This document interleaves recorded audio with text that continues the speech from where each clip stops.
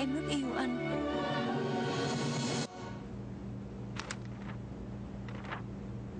Anh nói gì đi chứ? Động cơ truyền động trực tiếp của máy giặt SDD Inverter không chỉ giúp vận hành mạnh mẽ và chính xác hơn, mà còn giảm thiểu tiếng ồn hiệu quả.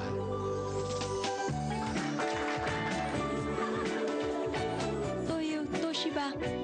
Toshiba, leading